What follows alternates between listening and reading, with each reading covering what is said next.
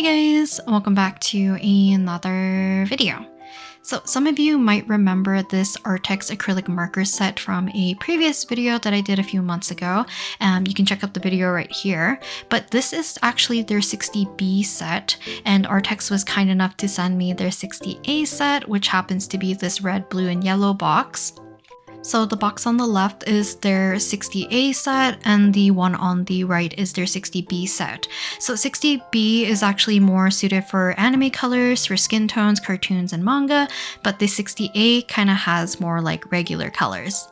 They also included this sketch marker pad that comes in an A4 size, and it's perfect for these markers as it does have an impermeable coating that helps with bleed through and smudging. And since these are acrylic markers, I will be referring back to that paper pad in a little bit. But let's jump into the 60A set of markers. So for the most part, as you can see, the box and packaging looks very similar to the 60B. It comes with a variety of different labels, including the oval ones right here, or like the square ones, alongside with labels you'll put on the top of the markers so that you can visually see them from above. But this set comes with 50 regular colors alongside with 4 metallic and 6 neon colors. So all of these markers are super vivid, and I love the fact that they come with a brush pen nib. Just makes everything a little bit mess free alongside with making it very easy for application on a bunch of different surfaces. The case that it comes in makes it very easy for you to keep organized and visually see everything from above, so it makes it a little bit much more manageable for you to find the colors you're looking for. So now with some of the labels out of the way, let's go ahead and open up my swatch book that I like to use for my traditional art. So you can kind of see a bunch of different swatches from previous materials that I've used in the past. All of these right here are a lot of the other Arrtx acrylic marker sets that they have, and this one is the 60B. So let's go ahead and flip over to a fresh new page to do our new swatches. So upon opening the box lid again, I found the little mini labels that you put on the, I guess technically it's the butt end of the marker, but it faces like the top so that you can visually see them a lot easier. So I'm just gonna go ahead and write down my very messed up looking chart, I guess, for my color swatches. Don't mind me. I know I should have probably mapped them out properly, but I went right in with pen. But let's go ahead and do a few strokes of all of the colors here. And for the most part, everything dried pretty nicely and also very quickly. So the thing I love about using these kinds of acrylic markers with a brush tip, I find the application very easy and it's just much cleaner and just manageable when you bring it on the go, so you don't have to carry around and worry about kind of paint markers kind of exploding on you, having to pump them. They're just kind of ready to go and you can just use them quite easily. So as we reach the end of our little swatches here, you can kind of see that the last kind of 6 colors are the actual kind of neon colors. Then the ones before those ones are actually the metallic colors. So we have a bunch of silver, gold, some more muted tones as well. But I think overall, a very good solid selection of colors that we have from this set. But if you do have the 60B, I highly recommend kind of mixing them together so you can get a larger assortment of colors. So before we move on to working on a little illustration, I was kind of browsing through my current sketchbook and I thought it would be fun to just accent a few of my pages that had some sketches that looked a little bit messy or a little bit empty. So this one of Sato, I decided to put a pink and blue stripe in the background because I love my carrot colors. It kind of helped to hide a little bit of the alcohol marker bleed through from a previous page. For this one, I'm using it more like an accent color to kind of make the sketch or the doodle pop forward a little bit. And it's just kind of fun to use it in a kind of doodly way if you don't plan to use them for a full illustration. So if you remember from a previous video as well, I did some little fake Polaroid cards or photos of my OCs and thought that a lot of these acrylic markers would actually work well with decorating or doodling on top of a photo paper or glossy surface. The markers had no issue with drying or with adhesion. They work super vibrantly, very opaque, and it's just very fun to add little doodles on top kind of as like if you doodle them with like friends or like a souvenir from a trip or something, I think it could be very cute. And oftentimes Polaroids tend to be on the darker side due to the exposure, so it'll be a lot easier for you to see very vibrant colors on top. But even like some of the lighter colors that I used, especially on Kaisen's, you could still see quite clearly. If not, as you can see, I'm adding a little bit of borders around some of my doodles. And I think it's just like very cute way to use acrylic markers if you happen to maybe receive this set as a gift and you have no plans on using it for an illustration. This is a great way to kind of use them up and have fun with decorating.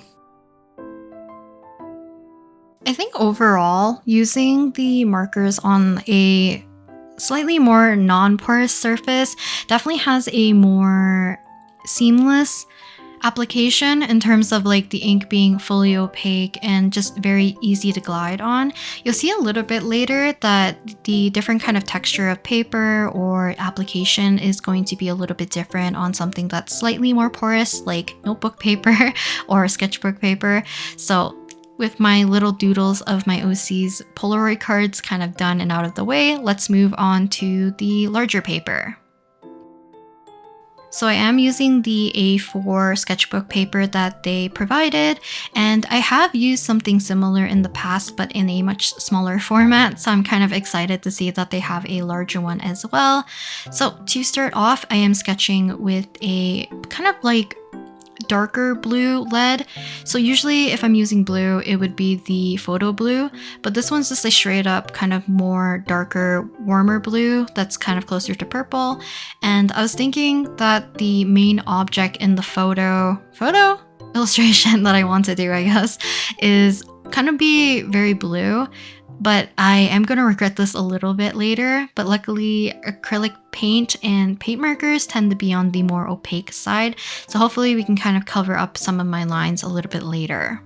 So subject-wise, I am drawing my OC Kaisen once again.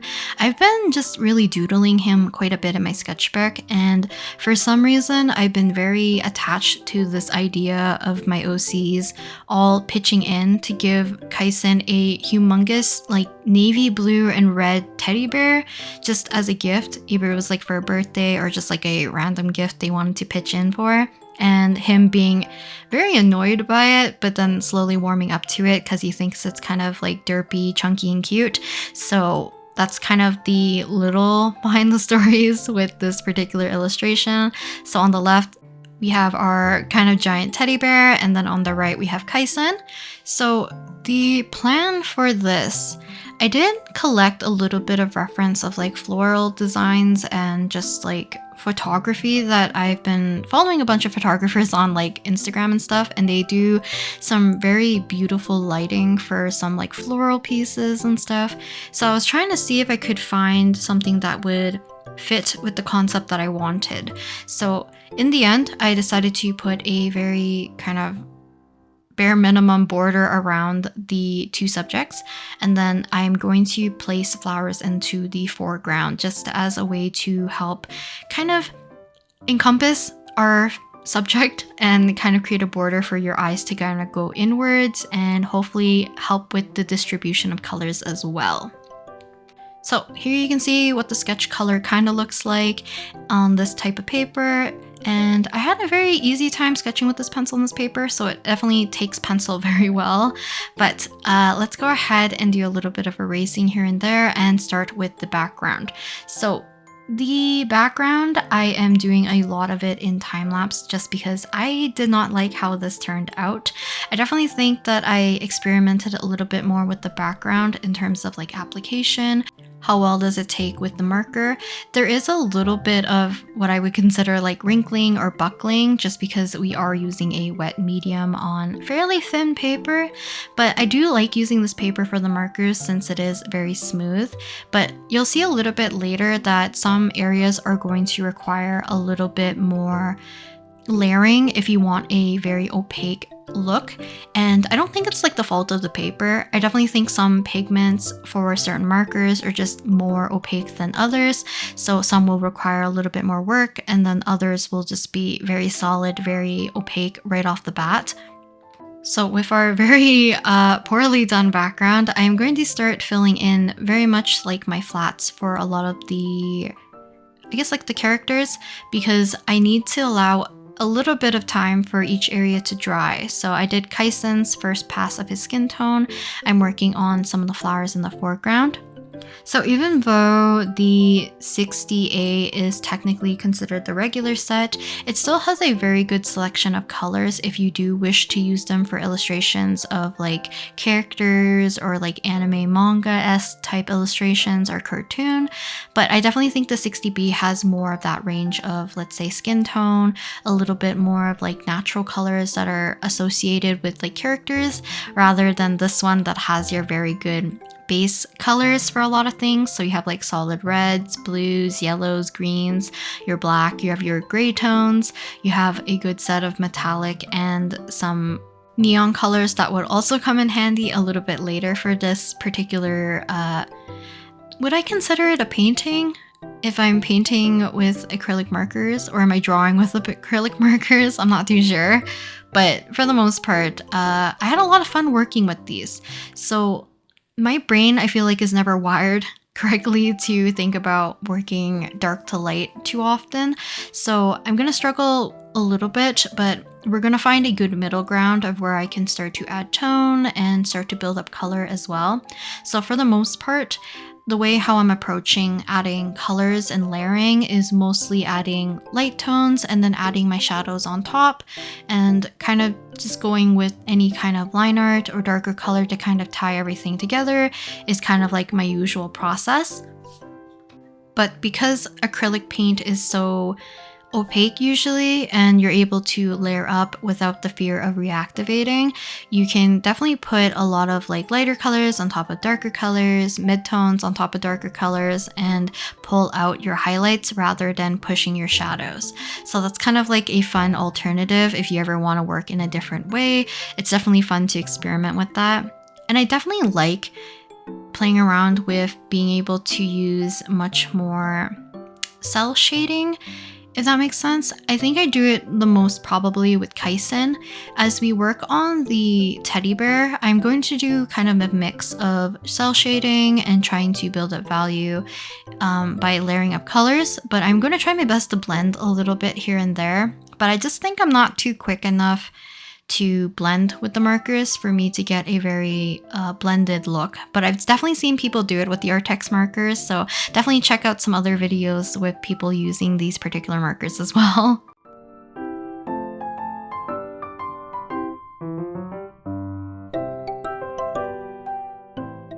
I know the lighting probably doesn't help, but the black for the acrylic markers are actually super opaque. It just doesn't look super opaque because of the way how the light is hitting the paper. So you can kind of see the streaks a little bit here and there. But for the most part, like as I'm looking at the paper, it's fairly opaque, and there is definitely a good assortment of a lot of the darker colors that tend to be more opaque than some others. And there's only a handful of the lighter colors that are like super opaque. So if you wish to layer some of the colors, it's definitely good to wait until certain layers dry and reapply if you need to get like a very solid fill. Otherwise, you can see that this light blue showed up quite nicely on Kaisen's sleeve. So just kind of play around to see what markers work the best for certain parts of your illustration. So for the rest of this particular process of especially the teddy bear, I am going to push this into time lapse just because I want to show you the entirety of me kind of coloring him in, and kind of me switching back and forth between several markers at a time in an attempt to kind of blend them together, as well as just trying my best to keep the marker as juicy as possible. So one thing I did run into a few times is that on somewhat more porous surfaces, some markers just feel like they become a little bit more dry. And I do think it does come in the fact that the brush markers just doesn't dispense as much acrylic paint as, let's say, the ones that you have to pump and squish down. But like I said, it's kind of like a trade-off that you get. I do prefer the brush tip ones alongside with the fact that they're smaller and slimmer so that you can carry them around. So I guess like portability, but also just a lot less mess. So kind of mess free, if anything. But another thing that I liked doing a little bit more as I'm working with the acrylic paint markers is that I kind of get to experiment with color a little bit differently. So you can kind of see that I added some blue, I added a grayish blue, or what am I saying? The whole entire teddy bear is blue. So I added light blue and yellow for the highlights for the most part. I added a grayish blue to help transition a little bit of the face and some of the areas to have a lighter shadow or reflective light.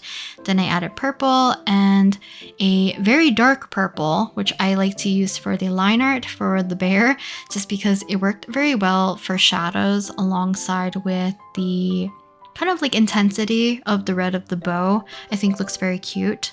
But in the future, once things settle, I will definitely work on some more like individual illustrations for each of my OCs. So I definitely want to do one obviously of Kaisen and this teddy bear of some sort. He looks kind of derpy right now, but I'll kind of like finalize an actual design for him that kind of becomes like a little staple into Kaisen's life at some point.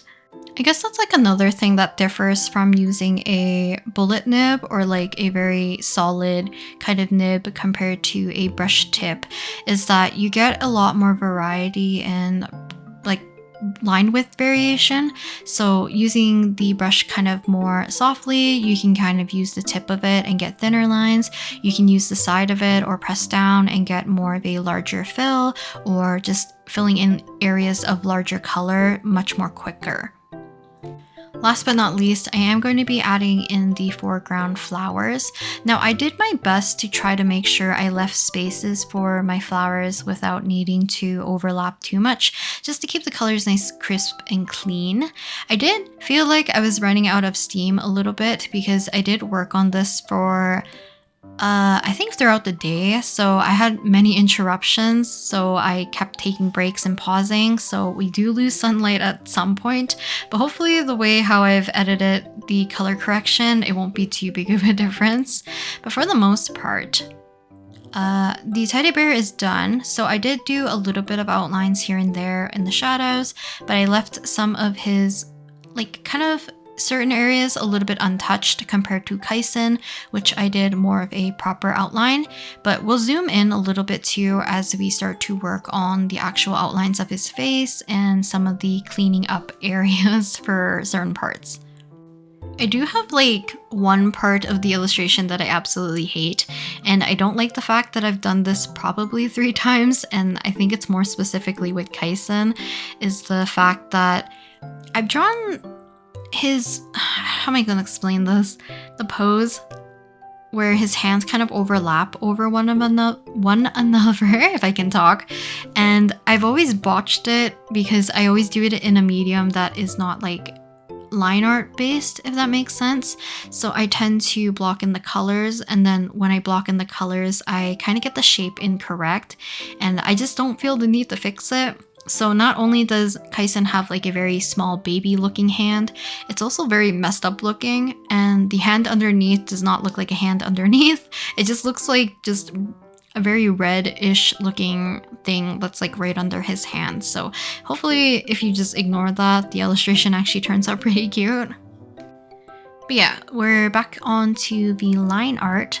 So I did end up just using the same kind of dark purple color to do the line art for all of the flowers in this case, just because I did like the more simple and bold look for everything rather than me trying to be too delicate with everything. But for the most part, you can kind of see in certain parts of the flowers, you can get some really thin lines, but I definitely stuck with the thicker lines, just kind of give it a more bolder look and kind of like a doodly feel, if anything, compared to the rest. Like the bear feels a little bit more painterly, Kaisen feels a little bit more clean. Actually, I ended up doing a very minimal amount of line work on the bear in the end, probably just to help differentiate it from the background as it was kind of getting a little hidden. I'm also adding a little bit of a dashed or dotted line background outline to the box so that we can kind of frame everything together a little bit nicer. But I think that is the end of the little process. But you can see that this part where the marker felt just a smidge dry, it did get a little bit less opaque. So if you wanted to get a more opaque application, definitely layer up. Or if you want to play around with the opacity a little bit, you can kind of like paint your way through everything, kind of give it a nice texture and slowly build up a bunch of texture to kind of fill in those gaps of the paper. But here is kind of Kaisen with the flowers. I loved using the neon colors for kind of like rim lighting or highlight. You can kind of see a little bit of it in like Kaisen compared to the yellows of the flowers. It does feel a little bit more fluorescent compared to the rest of the markers. I did not use the metallic markers all too much here at all. I think I added it in one area, maybe into like the little highlights of his closed eyes, but I didn't really use it all too much as I didn't find the need to use them for this particular illustration. Last but not least, here is like a very brief sketching session that I did of Kaisen and the bear on the back alongside with planning for this particular session. I'll definitely plan out a different drawing an illustration for him because I do have an idea how I want to do the composition, but highly recommend checking out Arrtx if you're looking for acrylic markers. I recommend both the 60A set and the 60B set, and if you're interested in looking for new sketchbook paper, definitely check out the A4 sketchbook as well, and I'll talk to you guys next time in the next video. Bye!